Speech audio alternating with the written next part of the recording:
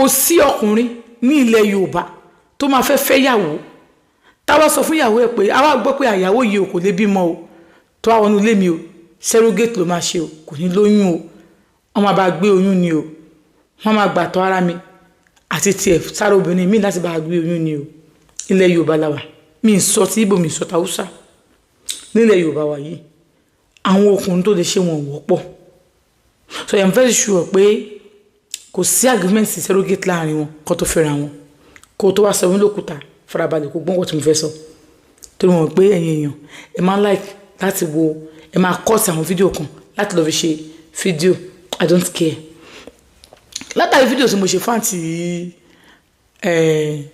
àǹtí Biola ó wà lórí YouTube mi àwọn kan wá send àwọn fídíò kan sí mi now let me talk about it wọ́n ní àbúrò ẹ̀gbọ́n kọ àǹtí Biola ó ṣe write up kan gbà tí mo ka write up yẹn I will post the write up ẹ̀ náà máa rí she was only trying to talk to her brother stand by him so tó bá ṣe sí brother tiẹ̀ ìwọ yìí nù kó máa crucify ẹ̀. Is that time tí a máa stop all this our sentimental judgment a máa ṣe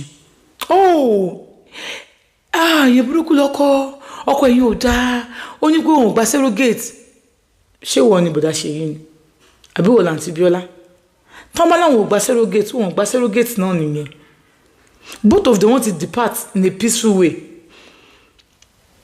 the other woman tó náà bọ́ síta tó bẹ̀rẹ̀ sí sọ̀rọ̀ kò ní egg kò ní kinní kan bó ti sọ fún inú fídíò mi previous video mi wípé ìyẹn ń tiẹ̀ orí òpè ni bó dẹ̀ ṣe wọ̀n yẹn ẹni tó súnmọ́ wọn ni ọkọ súnmọ́ ọkọ ọkọ súnmọ́ ẹnìkan tó súnmọ́ ọkọ ọkọ súnmọ́ ìyàwó ọkọ súnmọ́ ẹnìkan tó súnmọ́ ìyàwó àti mọ̀rú wọn tí ìgbéyàwó bá scatter tí ò wọ́ọ̀kì mọ́ àbí relationship mo máa sọ fún yín pé díẹ̀ lọ́wọ́ ọkọ díẹ̀ lọ́wọ́ ìyàwó ni àwọn ọ̀jọ̀gbọ́n ti sọ̀rọ̀ òkè kí lè expect nígbà tí wọ́n ti jọ fẹ́ra wọn lẹ́yìn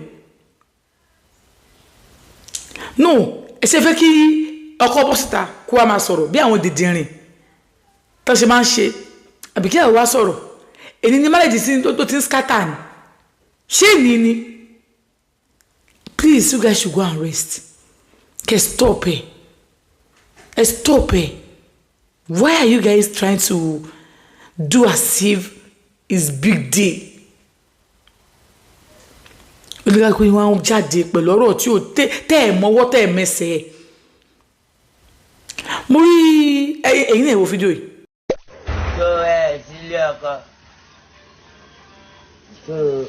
sílé ọkọ ẹ̀yin lẹ̀lẹ́ mọ bá ṣe interview gbogbo àwọn ìyàwó níyàwó ẹ̀yin interview wà sílé ọkọ no problem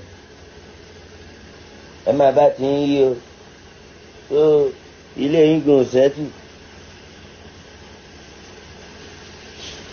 You know, life is just like drama, sir. Even life is just like drama. Báyìí ṣe ń yí ọmọ bá wọn yí lọ. Ẹ káàbọ̀ ṣé èrè pọ́pọ́ òun ni Portable ṣé bí ẹ̀ tó ti lọ sẹ́wọ̀n tó lọ tó dé tó sì gérun orí ẹ̀ ṣé báyìí orí ẹ̀ sì pé ní aṣọ orí ẹ̀ ò tẹ̀ tí pé àṣepele tẹ̀yìn náà wà òkè nìkan wèrè tó bá ná ìyàwó ẹ̀ lánàá pa ó jẹ́ sọ fún ìyàwó ẹ̀ kó má lo ice contact mọ́ contact tó ń lò yẹ sójú ẹ̀ yẹn tó bá ti tójú ẹ̀ bá ti bland tán ara ẹ̀ máa balẹ̀ ṣe bó sọ operation kan of reason nígbà kan tí ò lè gbójú ẹ̀ dúró lásán láì lo ice contact àjẹbẹ́ náà gan ọkùnrin wo ló ń lò fún ṣé ìwọ ẹranko Portable ẹranko yẹn náà ló ń lò kọ fún ẹranko ní Portable mẹ́rin ṣe pé dẹ̀dẹ̀ iná òdù kìíní kan àlewárú ẹ̀kú so ẹ lọ sinmi ẹ̀dọ̀ mo wo fídíò máa mi ẹsà bọ́ọ̀dù mo wò pé ọpọlọ rẹ̀ ẹ̀yin náà wò. Biola Adeboyo ṣe rí àwọn tó ń wá ìgé they have the same experience as her wọ́n ní the same experience nísìn ọmọ yẹn ò sọ tó ṣẹlẹ̀ Echimu 1, 2, 3. It's a cook up. Okay, da. I don't know why do you always judge the book by its cover.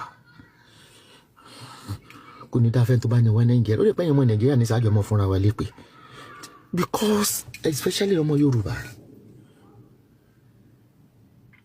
Sherry marriage ni aye isin.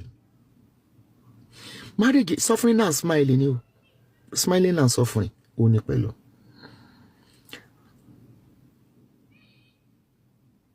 So suffering and smiling. O ma get blocking last thing. Wo tó ń béèrè ìbéèrè lọ́wọ́ mi tó ní kíní kan hold glory. O get blocking. Jẹ́ kó rí yàlá yẹ pé don't joke with me. I don't fucking know you. So yeah. My share say blocking. Oh yes, over me burúkú báyìí.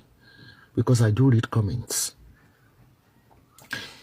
Ọ̀pọ̀lọpọ̀ obìnrin náà dé sẹ́yìn gbọ́ pé wọ́n kú.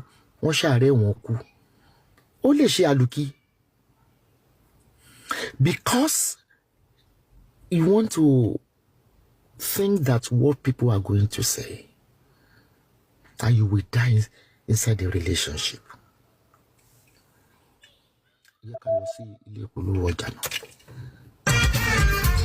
Agbẹ́ni gbádùn nínú ìrọ̀rùn. Òun lògùn ẹ̀mí gígùn. Ká fúnra wa láàyè yẹra lọ sẹ́mi. Ní ilé gbé ìgbàláńpẹ́ ìgbàlódé. Shortlet apartments. Òun ló lè fún wa ní ìfọ̀kànbalẹ̀. Ìwé ní ká ṣiṣẹ́ ká. Ẹ káàbọ̀. Ọ̀rọ̀ Nàìjíríà ó ti sú mi. Ọ̀rọ̀ tí ó yẹ kẹ́ máa prolong ọ̀rọ̀ máa ṣe kíní kan. Ẹ̀gbọ́n kan tó jáde tó sọ̀rọ̀ fine. Ṣé kó má sọ̀rọ̀ ni? Kí lè expect tí kó máa dákẹ́ ni? Àti bí wọ́n ní fans tó pọ̀ bọ́dá ṣe yóò kí n ṣe àtọ̀. Ṣé kẹ́lẹ́bọ̀dì bá sọ̀rọ̀ good about bọ́dá ṣe yìí ni? Tó kí bọ́dá ṣe tí wọ́n fẹ́ àtọ̀ nísìnyí tẹ́yìn nífẹ̀ẹ́ sí. Manager wa wo ko túmọ̀ sí kó bọ́dá ṣe ló jẹ̀bi. I don't know him. Ṣó tí wọ́n bá wọn jẹ̀bi ni? Ẹbí lọ́wọ́ ọkọ ẹbí lọ́wọ́ ìyàwó ni. Wọ́n dẹ̀ tó ní different ways wọn kò mí ìpínlẹ̀ àwọn ilé padà mọ́. Nobody said never. Nobody. Say never go. La jẹ́ kí nǹkan tó máa mú ẹ padà máa jẹ́ kó padà.